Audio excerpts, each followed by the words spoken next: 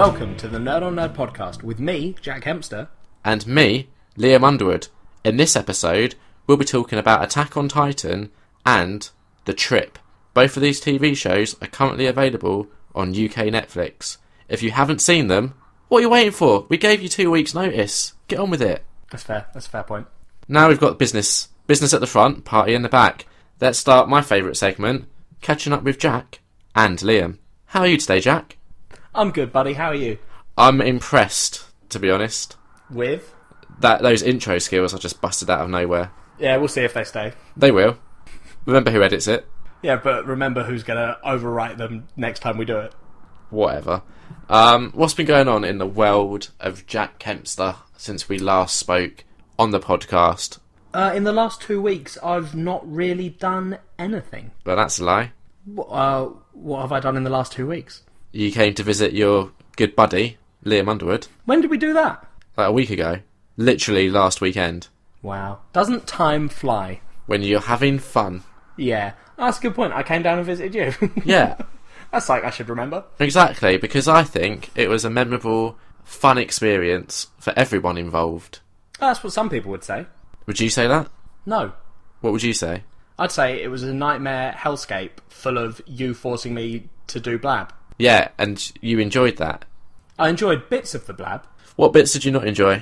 The bits where you repeatedly brought up my romantic life and encouraged people to give me dating advice that I didn't want. Okay, a couple of points to that. One, I did not repeatedly bring it up. I maybe brought it up once, possibly at a push, twice. Two, I did very little encouraging. I was a silent party through most of it, while people gave you free knowledge.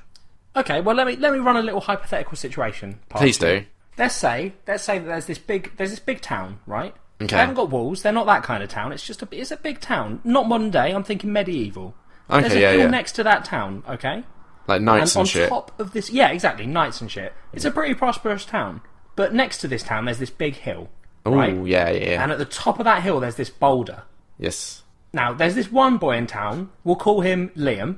And I like him. He sounds fun. He loves that hill. He goes up there. He looks out at the world, and he's always been fascinated with this boulder, right? Yeah. What's the boulder's name? The boulder doesn't have a name, Liam, because it's a boulder. Okay. I feel like he named it Percy because he's yeah, a dickhead. Yeah. I would have felt like Liam would have given it a name. He did. He named it Percy. Yeah. One day, right? He's playing around on the hill. Yeah. And he pushes Percy, and he finds out that as time has weathered away some of the ground, Percy's not quite as stable as he used to be. Oh God, well that's just life for you, isn't it? Yeah, so he pushes Percy and he's like, oh, that's interesting. I'll tell you what, you saying that has reminded me, right? What a beautiful, beautiful description of just life. Just life. I mean, just this week, I barely got any sleep one night because I trapped a nerve in my back, kept me up all night long. That's never happened to me before. Okay. And that's just life, just weathering you away, isn't it? I don't know how you've got onto this side point to my story. Well, your story just reminded me beautifully of the perils of ageing. Now, you're quite a young whippersnapper, so I would say you probably haven't quite experienced the darker side of life just yet. Oh, yeah? Yeah, for you, everything's still rainbows and lollipops. But trust me, when you start getting on a bit, things stop working the way they used to. So little Liam, after pushing Percy a little bit, he goes, oh, maybe I'll see what happens if I give it a big shove. So he pushes this boulder, and the boulder starts rolling down the hill, Liam. And I don't know if you can figure out what happens next, but I feel like this is an apt metaphor for what I felt like during the blab. Because that boulder just runs through that town, kills hundreds of people screaming, and they all look up at the hill, and little Liam goes, oh, I just pushed the boulder, it wasn't me. Do you think that's a fair point? Nah. Okay. What's been going on with you? I feel like if we're going to go down the metaphor road, okay, that's medieval, this bitch. Okay. There was a town, okay, and it had some gates up. It was a small town, big gates, alright? We'll call the town Jack, okay? There was a moat around it, just filled with emptiness, right? And it was very hard for anyone to ever visit the town. There was one single drawbridge, often raised, it was. And then one day, a dashing adventurer stumbles upon the town of Jack, And, I mean, this town is fucking decrepit. This sounds like a metaphor for you about to have sex with me. This town is fucking decrepit. It's run down. Its better days are rapidly becoming behind it. It's overgrown. And Liam looks at this town and he thinks, you know what? There's potential here.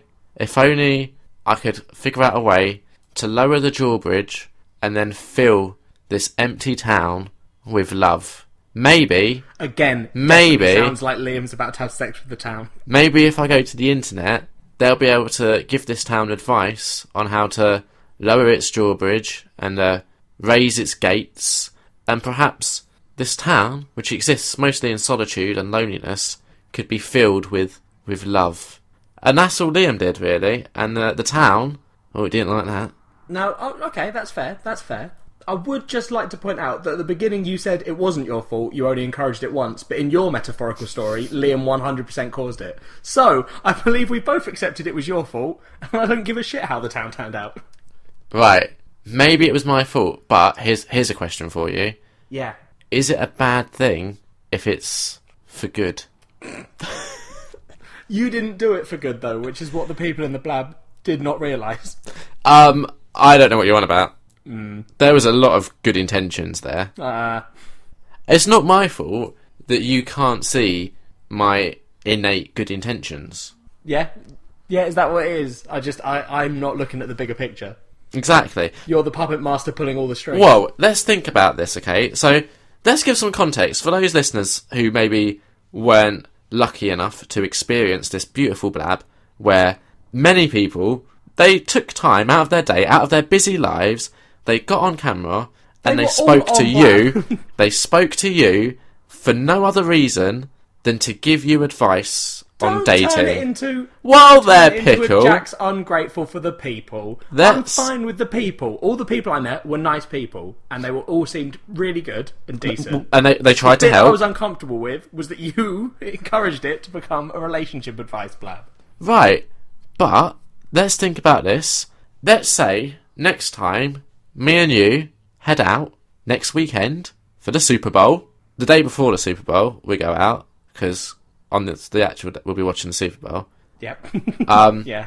We go out, and you put into practice some of this advice that you received. And then let's say, I don't know, you meet someone. Could be a girl, possibly. She's lovely. She's delightful. Fast forward 5 years, you're getting married. Wouldn't that be my fault? No. Nope. Without the advice that I instigated for you, you'd have never gone and met that girl. You won't get married. You won't have children. So I think what the words you're looking for are thank you, Liam, and thank you, people of Blab. No, I've definitely got some different words on my mind. Let me just figure them out. Okay, yep, it's what happened to you in the last 2 weeks, Liam? Well, got a hemorrhoid. Yep, wonderful. Didn't like that. I stopped eating chili for a week. Yeah. Started again now, so fingers crossed. I don't think that gave you hemorrhoids. I honestly don't know. Right, I mean, that's not what gave you hemorrhoids. What was it? It's from sitting still for too long. Really? That's one of the reasons, I think. I'm quite an active person. I'm not a doctor, mate. I tend to not strain, and I'm very active. Well, somewhat active. Very compared to me. But... Yeah, but compared to most people, let's say somewhat. Yeah. I honestly don't know, but it was. Oof, I didn't like it. No, that's fair. That's understandable. I think it's retreated now, but I haven't had the courage to have a poke around with my camera again to find out for sure. Well, you definitely shouldn't be doing that. What? You should be able to tell if you have one. How? Can you not feel it? I don't often just finger my bum. No, I mean, can you not actively feel it? No. Then you probably haven't got one. It's probably retreated, right? Yeah, it's probably. I mean, if you can't feel it, then yeah, it's probably gone. Well, that's good. Didn't like it. Then I obviously had the trapped nerve in my back. Yeah. I've been through the wars this week, Jack. Yeah, so you've just had... I mean, catching up with Jack and Liam this week is Liam had a bad time. And Jack had a brilliant time, but was too silly to realise it. Yeah, whatever. Yeah. One other thing I did this week. Go on. Watched a movie. What movie did you watch? Straight Outta Compton. Now, long-time listeners will know that I'm trying to make the effort to go to the cinema more. I'd just like to point out, I didn't see this at the cinema. This was a Blu-ray release that I brought and promptly watched. Yep. Have you seen it? I have not. Right, so, just to give you an idea of what it's about, It's all about the NWA.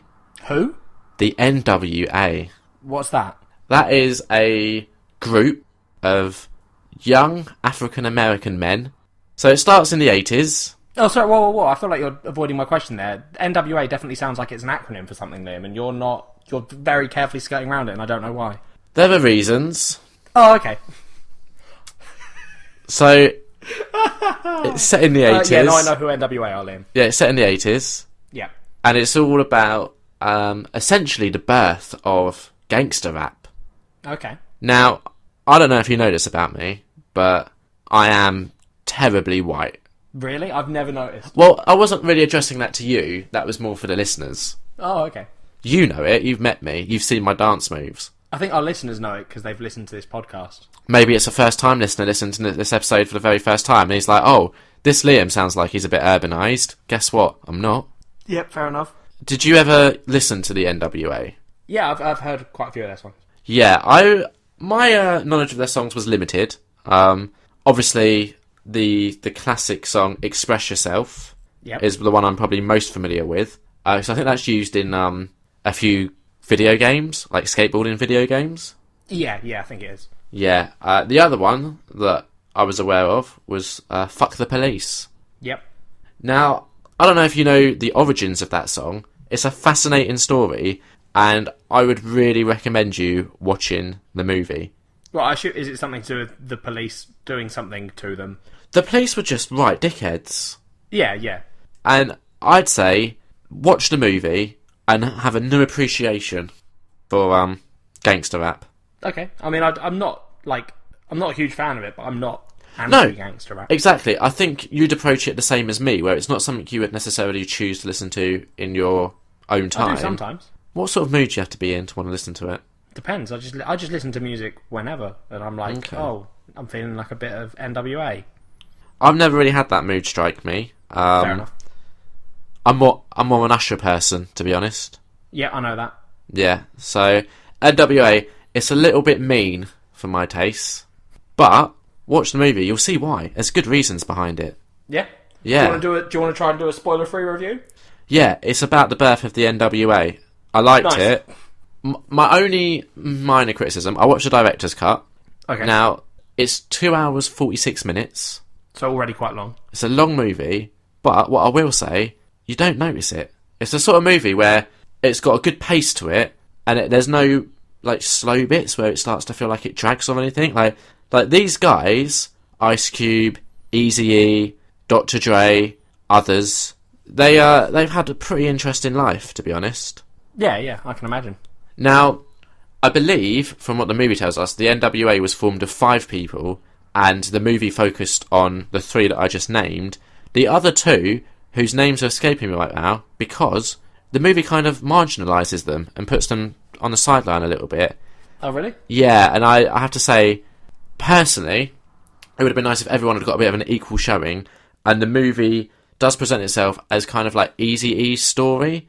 It opens with him, and it closes with him. It almost feels like an Eazy-E biopic, but that's not how it was kind of marketed. Yeah. Now, I believe it's initially how it was scripted, and then once Ice Cube and Dre came on board as producers, they beefed up the rest of the context. Right, got you. But yeah, so it was originally made to be that one guy. Eazy-E, yeah. Thank you. And then they came on board and were basically came on as producers and were like, well, if we're producers, I feel like we should probably have a bigger role. I don't want to say that's exactly what happened. But, I mean, that feels like what it probably was. Yeah. I mean, probably. Fair enough. But, like I said, it's fascinating. And what was really interesting for me is I was watching it, I was like, damn, the guy that's playing young Ice Cube, fuck me if he doesn't look like Ice Cube. You'll never guess. I think I've heard that. Who do you think plays young Ice Cube? Is it his son or something? It is. There you go, that makes sense then. Now imagine playing your father in a movie. You imagine doing that to your father. Because I've heard people talking about how weird it must have been for him doing that. So would you portray your father in a movie of his life? I mean, I don't think anyone's going to make a movie about an estate agent from our area, my area. What about all the hoes he was probably banging? Yeah, I mean, maybe. How would you feel replicating that? So, for example, okay, let's say we're filming your father's life. Right. how would you feel about filming the scene where initially you're giving life to you? Yeah, I mean, that would be weird. Who would you cast as your mum? I don't know. Something to think about. I've literally never considered that. Consider it. I'm not going to. You know I'm terrible with actors and actresses. No, I know, but I'm here to help. Right. Well, before we do mine, who would you cast as your family? Ellen Page. Right, really? Do you think your mum and Ellen Page are similar? No, but if I'm going to have a scene where I'm making babies and I'm the baby that's made, I'm going to be making that baby with Ellen Page. Oh, buddy, there are some real psychological issues in that, so let's just run through them real quick. So what you want is Ellen Page to play your mum. Yeah. So that when you, acting as your dad, impregnate Ellen Page acting as your mum, you can still be like, but it was Ellen Page, even though she's playing your mum, and you'd have to call her your mum's name. Yeah. Right. I'm just saying, this is probably what Ice Cube's son had to go through. Yeah, I mean, yeah, he probably did. I mean, people say acting, oh, what an easy job it is. That doesn't sound easy to me. No. I'm just reading a little bit from the horrifying Freudian revelations. Well, here's the thing. You twisted the question onto me, carefully sidestepping it yourself. Really, this question was aimed at you. So what's your answer? Yeah, but that's the thing. I don't have an answer. I'd have, if I was like a producer on the film, or if you were looking at it from that perspective, I'd probably be like, I'm going to hire someone that looks like young my mum. That's worse though, surely. Yeah, surely. But then I would be like, but I'm not going to film any of those fucking scenes. If you want to hire me as young my dad, I'm not doing those scenes. Whereas you were very quick to be like, I'm going to do those scenes with a. Well, I feel like let's say we're doing a biopic of my family. My instigation, if you will, is probably a pivotal moment that the whole movie probably hinges on. That's a very first only child thing to say, Liam. I feel like my inception is probably not that big. I mean, that is as big as all the others, but with a brother and a sister, probably not that huge. No, true. Yours was probably an accident. Nice. So, you know, that's mean. That is mean. I'm cancelling the podcast. It's funny, though. Oh, shit, I need to transition from that to D&D. Do you want me to ask you? No, I've got it. Okay. So, one of the things that happens in the movie... Yeah? Go on. I know what... Just for the listeners, I know what he's segueing to here, so I'm really interested in what this is. Right. They do some drugs in the movie. Okay. And, I mean, it's hard to spoil a movie when it's about someone's life, especially if you know about that life, okay? So I don't want to give too much away, but let's just say there's some drugs in the movie, and there's also a little bit of disease. Now, another way of saying drugs and disease is saying D&D. Wow. And that brings me nicely onto what I'm going to be doing tomorrow night.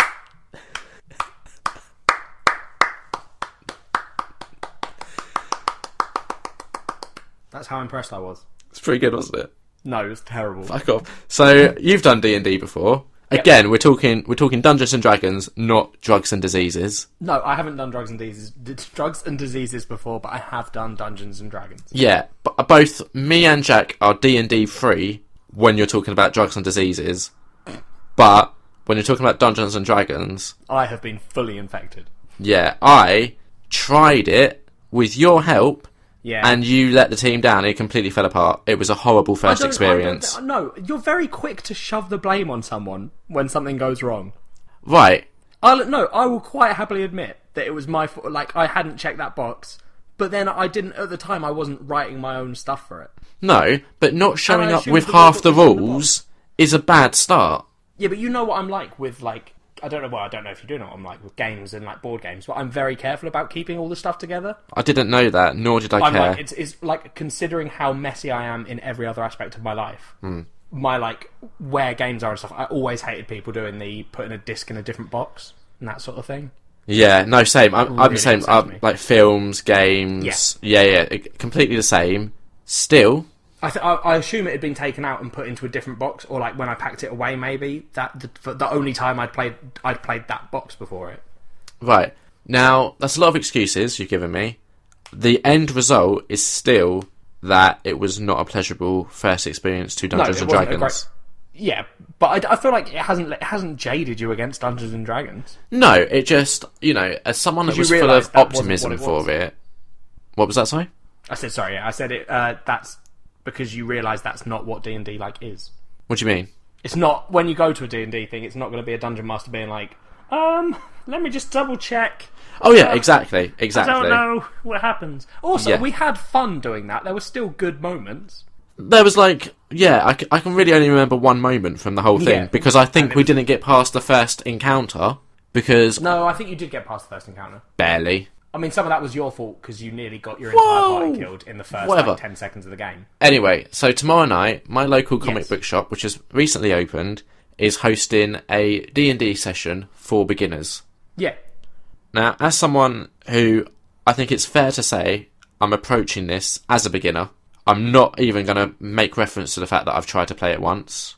Yeah, I think that's fair. Yeah. Do you have any advice? Yes. Well, I have advice specifically for you. Okay. So if listeners are listening and they're like, "Well, I wanted to start Dungeons and Dragons. What's Jack's words of wisdom on this?" Right? Yes. This is specifically targeted at Liam because I know I can't trust him to be with other people. Yes. Right. So when you do it, yes, you've got to remember that as a player character, because I assume you're all going, I assume it's the Dungeon Master's the guy that knows what he's doing, sort of thing. That would be a nice change, yeah. Yeah. Well, I'm guessing that's what's going to happen. So, you've got to remember that it's not just your story, it's everyone's story. Okay. Because I feel like you're the kind of person that would very much love it if Dungeons and Dragons turned into Liam and Liam. No, that's not what I want at all. I wouldn't like that pressure on my shoulders to save the world. Yeah, but that's not necessarily... I feel like you could very easily be like centre of attention character. No, I've already decided. I mean, I don't know how much choice I'm going to get in my character creation. To be fair, if they're doing it as a starter thing, they'll probably give you pre-built characters. Yes. So one question I have for you. Yeah. Doing an accent for my character. Yay or nay? It's a no because it's going to be really difficult for you to do it the entire time. But only when I'm talking as my character. So obviously I could be think about how often you speak when you're interacting with people in real life, Liam. That's how often you're going to have to do it in Dungeons and Dragons. Not really, because I'd be like, right, I want my character... Because obviously I'm going to be asking a lot of questions. So can my character go and talk to the innkeeper? They'd be like, I assume they say, yeah, sure. And then I'd be like, right, well, my character says to the innkeeper, okay, laddie, how are we doing today? Yeah, so no, don't do accents. Why not? I'll bring you back to my first point about the centre of attention thing. That would be one such instance where you would fixate everyone on you being a twat. But when I've seen people play D&D, the most fun ones to watch are when everyone gets into it and does accents and differentiates their characters. So if you go there, right? So this is what a lot of it is. It depends on where you're playing it with and who you're playing it with. Yeah. So if you go there and everyone else is doing accents and the Dungeon Master is doing loads of accents for people and everyone's doing funny voices, then go for it because that's the game they want to play. But the thing that I think would ruin it would be if you were to go, right? Say there's 3 other people doing it with you who are all players. Yeah. And they're all not doing that. It would be really easy to make their experience of their first Dungeons and Dragons game not fun by you doing that. Because what if you get people that go in there to play a serious game and you do that accent? That doesn't fit in with the universe they're creating. No, but I'm sorry. Just because I'm doing an accent doesn't mean it can't be serious. Oh, I forget that you couldn't hear what you just did. Yeah, no, it would make it really unserious. No, because so I would like to play Carlos the Dwarf, okay? If I can have my way, if I get that choice in my character creation. Now, again, I don't know how much backstory I'm going to be able to invent for him. I feel like they're not going to ask you to make a character. But if they did, it's good. It's good to come prepared, right? Yep. So a couple of ideas that I've been throwing around. Carlos the Dwarf. As a dungeon master, right? You tell me these ideas, and I'll genuinely tell you what I would have told one of my players if they presented this character to me. He's Carlos the Dwarf. Yep. Age 37. Pardon? He's 37. 37. Sorry, I misheard and thought you said 7. No, 37. Yep, cool, got you. He's not had an easy life. He's husband to a murdered wife, son to a... I don't even want to... It's quite... Were you meant to say father to a murdered son there? No, his wife was murdered. Okay. Did I say father or did I say husband? You said husband to a murdered wife. Yeah, that's right. His mother... Son to a... Yeah, his mother was raped by a giant. She was split in half. Okay. Okay. Now, his father committed suicide because he couldn't deal with the fact that he couldn't protect his wife. Yep. No siblings. He at the age of 24, he got married. Yep. She was killed by orcs. It was horrendous. They peeled her skin off and ate it in front of her and made him watch because he's a bit of a gambler, okay? And there were some debts that he couldn't quite pay. So he feels a lot of guilt for what happened to his wife. He doesn't know that she was actually pregnant at the time. So that's a little nugget that I could give the Dungeon Master if he wants to slip in at any point. Wait, sorry, he doesn't? Your character doesn't know that? No. How would that ever slip into the story then? Well, the Dungeon Master would know it, wouldn't it? But how would that ever slip into the story if she was killed by orcs? Maybe the orcs that killed her knew. Right, sorry, yeah, carry on. Didn't mean to distract you. I've got lots of points to make. I'm just... Maybe she had friends that she told before she told fine. Carlos. No, carry on with the story. I distracted you. Yeah. Continue. That's it, basically. He's feeling very guilty. He's joined this band of mercenaries, or whatever the fuck they are, to try and kind of do some good in the world, because he feels like his life so far has brought nothing but bad. Okay. Can you just really quickly, for the listeners, can you just do the accent again? Just so they can associate this story with the character you're doing. Alright. Could you maybe ask me a question as like an innkeeper or something, and I'll respond as Carlos? Yeah, okay. I'm an innkeeper. Hi, what can I do for you? Oh, it's been a long, hard day. I don't know if you know this, but my mum, it's hard to talk about. Don't to be honest, story again. The innkeeper immediately. To be honest, so I don't feel comfortable describing what happened to a stranger. Everyone's moved away from you at the bar. Since you asked, you're alone. I'm just looking into a glass of whiskey. It takes me back. I carry on the story without you. I remember the night as if it was just yesterday. I was a wee laddie. Okay, we don't need to hear any more, buddy. In came a giant. Everyone's got the story. Cock rock hard. Jesus Christ. Me I'm mum. giving you so many outs. Her eyes. Don't do this. Wide with fear. Just ignoring them. Me papa. He didn't know what to do. The accent's terrible. I was crying. It's the worst thing She was torn asunder. Blood streamed from her body. How old is he when he sees this? 5. Cool. Okay, got you. So, you know... Can I just run through some points then? Well, can I just also say, I feel like the accent doesn't make that funny. The accent did not make that story funny. Oh, no, it doesn't. No, you're right. Yeah. That accent doesn't make it funny, which is what makes the accent so absolutely horrible. Because it's not a good enough accent to be done seriously. It's just a stupid accent. So, even though you're not trying to do the accent to be funny with that character... No, not at all. It immediately makes him a comical character. But it's not a funny story. No. He's had a difficult life. Which is one of the issues that you'll have with other players when they're like, oh, I see what we're doing here. Okay, let's get a bit upbeat. Let's have a bit of a joke. And then your character's the most depressing thing I've ever heard. So let me just run through what I'd say to one of my players if they'd come to me with a character like that. Yeah, right? Okay, yeah. I'd have gone, 1, Carlos. That's not a dwarven name. Fuck off! In my setting, in my campaign... Okay, so immediately, if you're playing Dungeons and Dragons, right, and a DM says to you, that doesn't fit with my setting. Yeah. You change your character. You don't get to do it the other way. Yeah, but I feel like the only reason you enjoy being the Dungeon Master in Dungeons and Dragons is so you can be a dictator to everyone and be like, you've got to play it my way. I'm not going to play with you if you don't play it my way. You've immediately started sulking, and the only point I've made so far is that the name isn't good. Exactly, that's a ridiculous thing to be like, you're not allowed a name. It's a name. I don't think children should be called Apple. But I'm not going to go over to them and be like, in my world, that doesn't exist. No, okay, so hear me out. Before you get angry, okay? It's too late. Okay, well, keep being angry, but still hear me out. I'm listening. So, the name is bad, not just because it's not a particularly dwarven name, but because your character's story is so dark that having a character with a weird name, again, doesn't really fit what you're doing there. You've got 3 parts of this thing: the story, the name, and the accent, 2 of which would make people believe it's a comedy character. Can I give you some advice as a Dungeon Master? No, I'm still going. No, I don't even care. Well, before you carry on, I'm just going to keep talking until you let me say what I need to say, and I'm the one that's editing, so I can choose whose audio gets priority. I get to upload this episode. Right, but can I just say, some advice for you as a Dungeon Master: if you don't like a character name, maybe before just being like, you can't have it, maybe ask, why were you called that? Because what if there's a good reason why he's called Carlos? Alright, what's your good reason?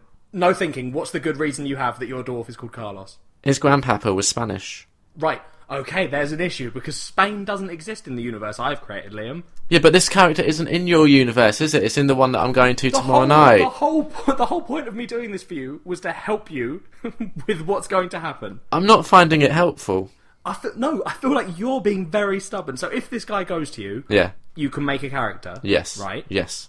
And you say all that, and he turns around and goes, oh, well, so typically in D&D, I'm going to do it legitimately as if I don't know you, okay? Yeah, so let's roleplay this. Okay, I'm the DM. You've just told me that story. Okay, so you own a comic book shop, right? Yep, that's fine. What's your revenue like? It's not much, but we're doing enough to get by. It's quite new, though, isn't it? Do you anticipate it increasing? Yeah, I'm probably going to get some more stock in the years to come, I imagine. Okay, and so this D&D night that you're doing, what kind of gave you the idea to do that? Have you got a lot of experience with D&D? I think it's really good to give back to that community that's been so supportive. The fact that I can even open a comic book shop in these times is exceptional, so I think it's good to do things for the people that give us revenue. Definitely. How would you feel about maybe expanding your comic book selection, though? Because at the moment, I mean, it's quite limited. Oh, what sort of thing are you looking for? Some kind of stuff that's a bit darker than your usual fare. Like Crossed, for example. Okay, Crossed. Get out of my shop. You're not invited to the D&D night. No, I am. Sick bastard. I've already paid for my ticket. No one wants you here. I'd need a refund for my ticket then. That's fine. I'll pay you to leave. I'm never coming back and buying comics from your shop again. You're going to have to cut out so much of this because it's so fucking off topic and weird. I'm keeping it. Yeah. So we're still well playing. You're a comic book owner. I've come to you. I'm like, I want to be Carlos the Dwarf. You're like, Carlos the Dwarf. Why? And I'm going to tell you why. It's a Freaks and Geeks reference. Okay. So I say, alright, okay. Legitimate. So you've just said that to me. Mm-hmm. I'm going to say, that seems strange. Just because I don't know, it feels like are you trying to make a serious character? Yeah, 100%. I feel like, I don't know, in the future maybe if you're doing a serious character, the way to do it would be, like, not having references to TV shows in the name. But the thing is, right? Yeah. I don't really know dwarven names, because I don't really want to call him Gimli. Do you want me to give you some? Sure. There we go. I haven't got any off the top of my head, Liam, but he will have the... No, whoa! This is role-playing! You just Liam, stepped out of character! Liam, shush. I am the dungeon master in real life. So what he would then do, Liam, is get out the player's handbook, which has a list of names for every race. He'd say, do any of these suit you? What if Carlos was listed as one of the dwarven names? It's 100% not. But why not? Like, okay, can I just say... It could be. You're trying too hard to do all these different aspects of the character. Why is it so important to you that it has the stupid name? It's not a stupid name! It is a stupid name. It's Carlos! Yes! What a fucking stupid name for a dwarf. Wow. I hope we have no dwarven listeners named Carlos. Right. If we have any fantasy dwarves named Carlos listening, write us in. I hope we get some. And give us your backstory, because if it's that your mother was raped to death by giants, and then a few years later your wife was killed by orcs, then I will say fair enough. Someone's done it. Can I just point out though, dwarves aren't real, so I don't feel like we should give them real names. You did give it a real name. You called it Carlos. Yeah, I know. You were like, oh, it's not a real dwarven name. It's like, well, dwarves aren't a real thing. No, but okay, name it whatever the fuck you want. Right. Okay, so genuinely, right, this is genuinely me being serious. Yeah. Right, for a dungeon master, okay, yes. So when my guys got together and we were starting to do this, I sent everyone, like, a message, like maybe a month in advance, and I was like, start coming up with character ideas, I don't need it now, just let me know what you're thinking, just keep in contact with me, and I'll tell you, I'll try and adapt my universe to fit your character, right? Okay. So I gave them that thing, I was like, that's fine. Then, for a month, I sat down and I created maps and I created a universe. People would then give me stuff that they wanted in it. I'd say, yep, I can fit that in somewhere. I figured it all out. Mm-hmm. So if a player had then turned around to me and gone, no, I really want my dwarf to be called Carlos. And I was like, right, well, I've just spent hours of my life creating this thing for you. And you've sat down for 10 seconds and gone, I want to be a dwarf named Carlos. Yeah. My thing gets priority because I have dedicated horrible amounts of time. Here's the weird thing. From a player's perspective, what makes that bizarre is the fact that the name is such a minor thing to like fit into that world. If I was like, because it would be so distracting. For your character. It's not. If I was like, I want to be a dwarf, but I have magical flying capabilities, then fair enough. That doesn't fit into your world. That makes sense. It's just a fucking name. Maybe his parents were high on whatever dwarven drugs they've got in the mountains, and giggling off their tits one night while pregnant, they came up with the name Carlos because they just liked the sound of it. Again, so the main issue with your character, if you came up to me and said, I want a dwarf named Carlos, right? Yeah. And you gave me any other backstory, my dwarf was in a travelling circus as a child. His parents would partake in parties and drugs, and they had this wild life, and they like took inspiration from all the cultures they visited. Okay, that happened. And they were like, my child is called Carlos. Yeah. I would be fine with that. Alright, so makes that's... sense. Right. Yours were raped to death by giants. Right. So let me just make an addendum. Before they were raped to death by giants, they were in a circus. You don't get the best part of two stories. You can't be the tragic character and the comedy character. I don't want to. I just want to be the tragic. Well, yeah, I want to be... called Carlos. I just don't understand it. I know you don't, buddy. I know. I feel like you derailed this conversation to a weird place with your goddamn story. What other advice do you want about D&D? I'm going to hope they make characters for us to be. They are. They're going to have made characters for you, 100%. Do you think they'll let us name them? No. I'm going to ring the comic book shop and be like, don't let them name them. Other advice, just generally. So, okay, so the accent thing you said is a big no unless everyone else is doing it, right? Yeah. But or unless you can do it, unless it's like a subtle accent that you like, you can do a different voice for your character. What if it's a bit growly like that? You know, yeah, that'd be fine. Bit like but little Ross things, Kemp. don't make it over the top is the main thing. Nah, a bit Ross Kemp, fucking gangsters and shit. Fucking, I say miserable stuff, man. That's probably another bit of advice. Maybe watch the swearing until other people, unless you've established what their attitude is on that. Yeah, of course. I'm just, this is the podcast. Our attitude towards swearing is we don't give a fuck. It tends to be a bad idea copying an actual character and just doing that. What, Ross Kemp isn't a character, he's a person. Yeah. Ross Kemp, the character. Good job, you caught me out. Wow. You spent 30 minutes discussing Carlos the Dwarf. But yeah, no, you're right. Ross Kemp isn't a real person, so my bad. Yeah. Maybe if you spent less time building these fantasy worlds and living in the real one, you'd know that. Oh, you're a son of a bitch. I hope you go there tomorrow, right? In all seriousness, I hope you get there, you start playing, and the guy just rips into you the entire time. He's like, what a shit choice you are making. And then at the end he's like, I never want you here again. And he burns the cross books in front of you. Anyway, you've spent a lot of time yelling at me about things I'm doing wrong. So maybe you could tell me what to do right. And I'm going to listen, completely open-minded. I might even make some notes if you say some good things. So okay, tell me genuinely what I could do right. Like, if you go there and just be up for it. What if someone else does the accent first? If they do a normal accent... If they do any accent, I beg you not to do an accent, because I feel like you would very easily misinterpret their accent and think that yours was on the same level as theirs. Okay, what if I don't do an accent? What if I just change my voice a little bit? Like you said, like, fine. Like if I start talking like this. That's too much. I don't know how to do it in a way that's not more like yes, less. Don't fucking do one. But right, so now someone else is there. They're doing an accent. They've got a different voice. Another person's there. They've got a different voice. I've got to be the boring one that doesn't... a slightly different voice. Right, how? Like, I don't know. I can't teach you how to do a different voice. This is me trying to do a slightly different dwarven voice. It's too much. How do I make it less? Just go less. But I don't... Oh, how about this? I mean, yeah, I guess if your character's like a weird dock worker who smoked a lot and is confused... honestly... Oh, is this alright? I want an ale, please. Oh, he's a bit of a dimwit. You're putting me off of going tomorrow. Oh, I'm worried about you going tomorrow. I was fine with it till now. You've put me right off. I'm really worried for you. I don't know if I want to do it. No, go and do it. Just don't... You're trying too hard. Don't try. Alright, do you have any other advice? Yeah, just go and learn. There we go. Right. God, I wish you'd opened with that. It might have saved us a lot of time. I don't think it would have, because I still think you would have wanted to do the silly character and the annoying voices and the horrible sex scenes. Oh yeah, that's probably my main bit of advice. Seriously, keep off the sex stuff. All of it? Yeah, there's no point in it. Well, babies. It will just be you getting centre of attention, even if you don't mean to. What if I've got a wife? Actually, fair point. They never have sex, do they? Yeah. You think that the dungeon master's going to go, you're all in a tavern. Oh, Liam's character's got a wife. She's there. She wants a quick hanky-panky in the bathroom, so he's going to be preoccupied. I don't think you need to worry about it, because it's not going to happen.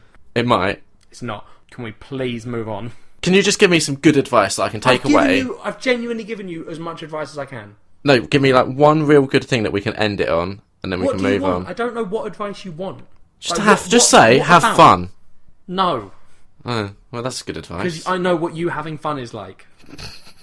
What's it like? It would be you sitting down and the player opposite you is like, oh, I'm playing an elf. And then you're like, I bet elves have got big penises.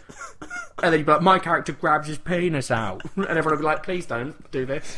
I think my dwarf's got a little stubby one, though, so I don't think he's going to be particularly proud of swinging that about. I hope you don't get to play a dwarf. I hope they make you a human. I don't want that. Well, it might happen. Nerd news! What's been happening in the world of nerd? Nothing. Everyone's dead.